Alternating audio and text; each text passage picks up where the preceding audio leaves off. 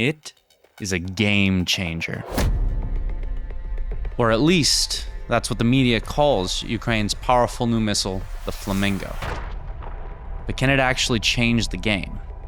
President Volodymyr Zelensky certainly thinks so. He announced the mass production of the new cruise missile in August. And Firepoint, the company behind the missile, claims it currently produces 50 Flamingos per month, with ambitions of reaching over 200 by year's end. Packing an explosive punch of over 1,000 kilograms, many analysts and media outlets have heralded the Flamingo as one of the world's best. That kind of range, firepower, and production could win Ukraine the war, which has otherwise seen Russia make slow but steady gains over the past year. Yet, why have we only seen one confirmed use of the Flamingo since then? Its maiden voyage, so to speak, consisted of 3 missiles launched from somewhere along the Black Sea coast at a Russian Federal Security Service outpost in Armyansk in occupied Crimea. Armyansk is no more than 320 kilometers from the nearest Ukrainian-held coastline, a far cry from the missile's 3,000-kilometer range proclaimed across the media and in advertising. This leaves us with a big question. Is the Flamingo too good to be true?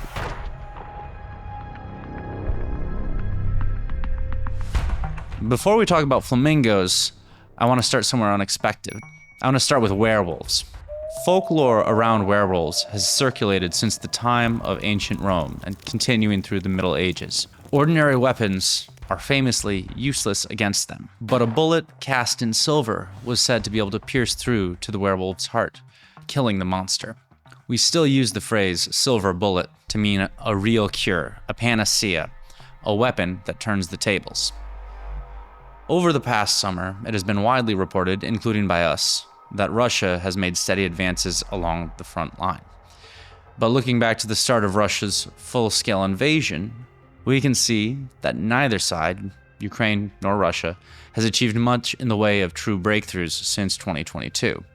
Instead, they've been stuck in this bit-by-bit tit-for-tat virtual deadlock, with both sides eager for a silver bullet that will fundamentally shift the dynamic. Both have turned to drone innovation in an arms race that has produced a number of new inventions and changed modern warfare, but failed to give the definitive upper hand to either side. Russia has leveraged its vast resources, manpower and weapons and territory in order to brute force advances. And Ukraine, meanwhile, has sought advanced Western weaponry to help balance out the asymmetry in resources. The West has supported Ukraine's efforts by providing Abrams tanks, Bradley armored vehicles, Storm Shadows, HIMARS, Patriots, Gepards, Iris-Ts, and F-16 fighter jets. To be sure, each new addition to Ukraine's arsenal has helped to defend against Russia, but none has turned the tide of the war overwhelmingly in Ukraine's favor. But to end the war or retake occupied territory, Ukraine will need to punch back, and punch back harder than the Kremlin can. Enter the Flamingo. The Flamingo is different, and not just because it's pink, which, to be clear, the photos circulating of the missile were of a prototype model, and its manufacturer says it will be camouflaged in the future. The missile's manufacturer claims the Flamingo will carry a payload of 1,115 kilograms up to a distance of 3,000 kilometers. For comparison, Ukraine has deployed long-range drones to strike oil refineries deep within Russia, especially over the past year. These include Firepoint's own FP1, which the manufacturer says can reach up to 1,600 kilometers and carry a payload of up to 120 kilograms. And in recent weeks, the United States has revealed that it is considering President Zelensky's request for Tomahawk cruise missiles. Tomahawk's warheads range from 400 to 450 kilograms. And with a range between 1,600 and 2,500 kilometers, the Tomahawk falls significantly short of the Flamingo's marketed range. So, why would Zelensky mess around with asking for Tomahawks if the Flamingo is an option on the table?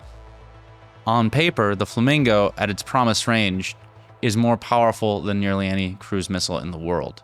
And it has the advantage of being land-launched, unlike its competitors, such as Russia's Kh-101 cruise missile, which is launched from bomber aircraft.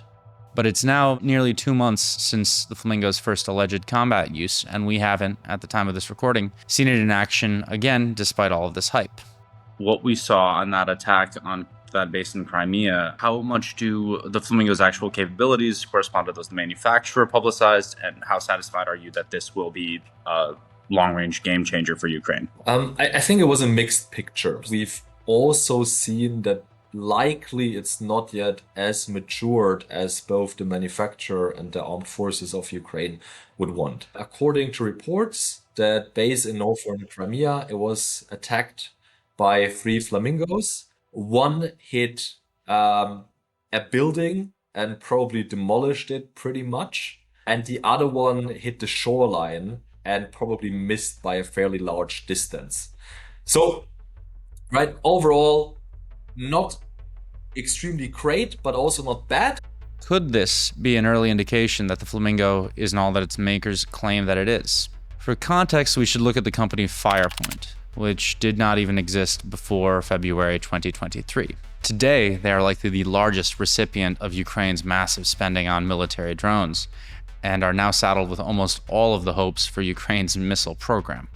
Firepoint has gone from relative obscurity to global prominence quite recently. This may be the first time you're even hearing the name. It was only late this summer that anyone outside of Ukraine's defense world had even heard the name of the previously deeply secretive company. Firepoint did none of the marketing you would expect from a new startup having to compete with a rapidly expanding world of drones, not even having a website until this year. The speed with which Firepoint got massive government contracts following the company's start has given rise to perennial concerns of it being a primarily political project, owing its success more to close ties to the president's office than any overnight engineering marvel. In a story that the Kyiv Independent broke at the end of August, Firepoint is facing probes by Ukraine's anti-corruption agency into dirty dealings in Ukraine's weapons procurement. Nonetheless, Firepoint is the star of the show when it comes to Ukraine's presentation of its drone industry to the Western world. Firepoint has gotten extensive funding from Europe and is in the process of building a rocket fuel plant in Denmark. President Volodymyr Zelensky seems to believe in Firepoint enough to risk Ukraine's international reputation on the success of its new missile. What's more, Firepoint advertises that it's going to be able to make 8 Flamingos per day by the end of the year. That is, for reference, on par with Russia's total production of missiles of all kinds. So how is it that Ukraine has managed to leapfrog the production of countries like Russia and the United States? And can we trust Firepoint on this? Ukraine has at least some experience in this department. The Flamingo missile would be an extraordinary step in Ukraine's long and storied but recently troubled history of aerospace invention.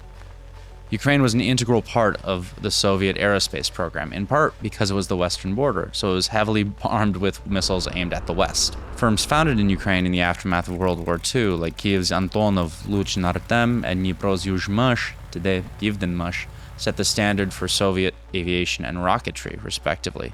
But after the fall of the USSR, a newly independent Ukraine found that its aerospace producers were not quite independent. Many potential missile makers continued working on joint projects with the Russian firms they'd spent the previous 40 years building components for. Maybe most notable of these was Sea Launch, a network of cross-border co-rocketeering that continued up to 2014, and in some cases beyond. Свого часу Україна була провідним центром розробки ракетної техніки, Україна була кузнею кадрів для авіаційної ракетно-космічної сфери в СРСР. Some of this institutional knowledge might have come in handy for Ukraine. There are plenty of technological experts wandering around the country, and it sure has the motivation to use them. We saw this ingenuity play out in Ukraine's success in rehabbing and then making its own drones in response to Russia's invasion. The drone developments became a source of national pride, symbolic of a scrappy, inventive people doing more with less in defending their homeland. When the full-scale invasion began, Ukraine used drones to compensate for its limited stockpile of old Soviet-era artillery shells. But as I said, focusing only on a localized battlefield when little progress can be made is not sufficient to winning the war. Ukraine needed to be able to strike deep into the heart of Russia to stifle its war machine. But Western-gifted missiles, like ATACMS and Storm Shadows, have come with strings attached. Political restrictions long hampered Ukraine's attempts to target within Russia itself, and allies set limitations on range or targets. Of course, Russia doesn't have to put up with any such limitations, and it's been allowed to strike anywhere across Ukraine since day one. But Russia's sheer Goliath size has left military targets hundreds of kilometers deep out of Ukraine's general reach. The hope here, with Ukraine's own domestically produced missile, is that it has no restrictions on what it can or cannot target. and where. Ukraine has already responded to the West's restrictions by building a fleet of increasingly ambitious strike drones and missile drones that go further and further into Russia, striking its oil refineries particularly. The most popular of these has been Firepoint's FP1. When it comes to missiles, projects like the cruise missile Neptune and the ballistic Grim-2 have popped up in photos and then, as far as the battlefield is concerned, vanished. So while there's reason to believe Ukraine can make this kind of tech, it's never managed to do so at scale. And the numbers that Firepoint is claiming for the Flamingo are, to put it mildly, ambitious. But, as they say, necessity is the mother of invention. So, this brings us back to the question. Is the Flamingo hype, or actually a game changer? Here's why I might disappoint you. I can't be sure. Almost all available information on the missile comes directly from Firepoint or the Ukrainian government, which has invested heavily in the firm.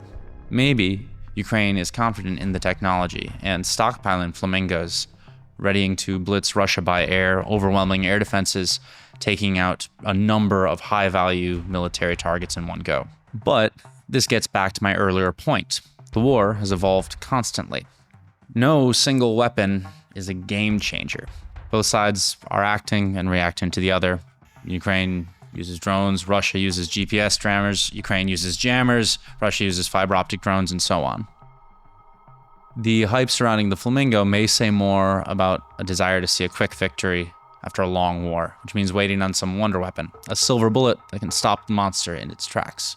And we've seen this anxiety from US President Donald Trump, who has kept pushing for peace talks. If I were president, and I say this, I will end that war in one day. It'll take 24 hours. I want to stop the killing of thousands of people a week. I want to stop the killing. I want the killing to stop in the Ukraine-Russia war. That's the side I'm on. But I think the hype around some new generation of game-changing missiles or drones is, in a lot of cases, a distraction. The war did not start in 2022, but rather in 2014. And after more than a decade, Russia still has not taken Ukraine, and yet shows no signs of stopping. So maybe, instead of holding out hope for some silver bullet, whether that's the Flamingo or the Neptune or the Grim-2 to change the course of the war, maybe it's time to ask, is Ukraine's defense strategy delivering? But that's a subject for another video. The process of covering Ukraine's defense industry requires linking soldiers on the front line with bureaucratic processes and people within Kyiv, Brussels, Washington, D.C., and beyond. It also involves sifting through a lot of red tape governmental language and an awful lot of time spent scrolling through Excel sheets.